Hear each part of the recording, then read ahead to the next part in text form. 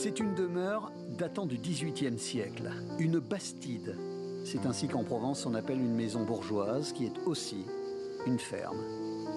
Cette bâtisse, aux portes de la ville d'Aix et ses 15 hectares de terrain ont été achetés par le père de Cézanne, alors que son fils, âgé de 20 ans, s'engageait dans la carrière de peintre. Cette façade, du jaspe de Bouffant, ses couleurs, sa géométrie, Paul Cézanne, pour un tableau unique, va la reproduire en sublimant la chaleur et la lumière provençale. Ce bassin, situé dans le parc de la propriété, se retrouvera lui aussi sur la toile. Ce décor à l'époque, éloigné de l'agitation de la ville, a permis au peintre de vivre dans cette nature provençale et observer un relief en particulier. La montagne Sainte-Victoire. Cézanne va la peindre 87 fois, s'approchant d'elle lentement au fil des années. Une exposition dans sa ville d'Aix rassemble 135 œuvres réalisées durant ces 40 années passées en Provence.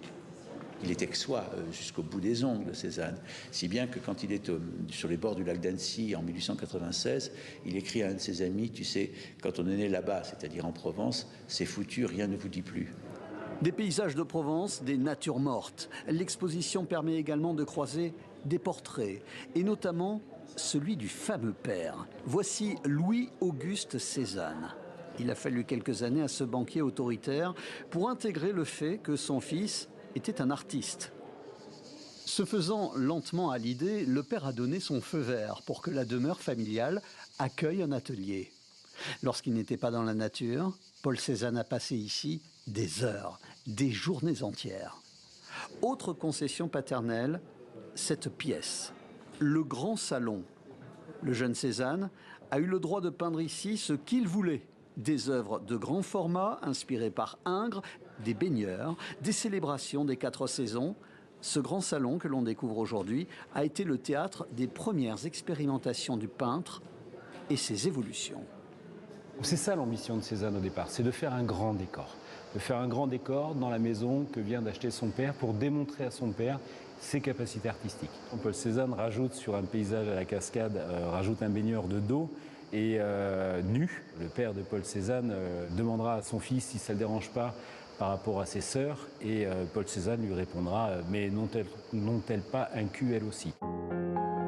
À la mort de son père, après la vente du jaspe de Bouffant, Cézanne a dû quitter les lieux et c'est non loin de là, dans cette maison, qu'il signa ses dernières œuvres. Un atelier sauvé in extremis de la destruction il y a quelques années par un groupe d'amateurs d'art américains qui l'ont ensuite donné à l'université d'Aix-Marseille. Ce dernier lieu vient également d'ouvrir ses portes au public.